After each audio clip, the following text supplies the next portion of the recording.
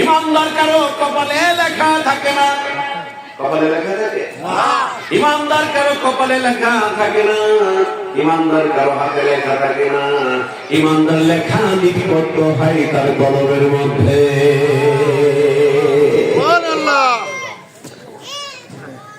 কলমের মধ্যে আল্লাহ নবীকে ডাক দিয়ে বলছেন, পৃথিবীর উম্মতেরা শোনো, তুমি ঈমান খুঁজো, ঈমানদার ঈমানদার করো। আল্লাহ নবীজির পবিত্র জবান থেকে আজ থেকে 1500 বছর আগে নবী আমার বলেছেন, ঈমানদার হতে পারবে না যতক্ষণ পর্যন্ত তুমি হাফেজ হও, তুমি হাজী হও, তুমি গাজী হও, তুমি পীর সাহেব হও, তুমি নেতা হও, তুমি খেতা হও, তুমি যাই হও না কেন, যদি আল্লাহ নবীর ভালোবাসা সবচাইতে বেশি তোমার অন্তরের মধ্যে না হয়, লা ইউমিন, কোশ্চিন কালেও ঈমানদার হতে পারবে না।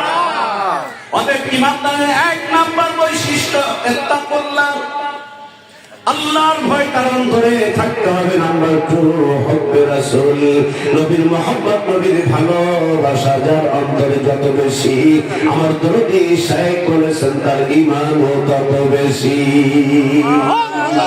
আমার পাগল মন সারাক্ষণ নবী নবী বলে, আমার পাগল মন সারাক্ষণ নবী নবী বলে। আমি আশায় থাকি দিবানিশি, আশায় থাকি দিবানিশি, দিদার যদি মিলে। আমার পাগল মন সারাক্ষণ নবী নবী বলে, আমার পাগল মন সারাক্ষণ নবী নবী বলে। বলে কি বলে না? নবীর জন্য মনটা কাঁদে কিনা? ও যুবক ভাইরা, নবীর জন্য মন কাঁদে কিনা? আমার ভাইরা, আল্লাহি আল্লাহর ইজ্জতের কসম, আমি ওলামা থাকলে তাদের কাছে জিজ্ঞাসা করেন, মানিকগঞ্জ থেকে জিহাদি এসেছিল, এই কথাগুলো বলে গিয়েছে, আসলে হক না বাতিল জিজ্ঞাসা করেন। নবীর জন্য যদি মনটা কাঁদে, নবীর জন্য যদি আজও দেওয়ানা হইতে পারো গো, আল্লাহি আল্লাহর ইজ্জতের কসম, নবীর মধ্যে কখন যেন নবীর সঙ্গে দিদার হয়ে যাবে। আর নবীর সঙ্গে যদি কারো দিদার হয়ে যায়, কোমরে যখন প্রশ্ন করা হবে আমান হাযার রাজুল, ওই মানুষটাকে দেখো, চিনতে পারো কিনা?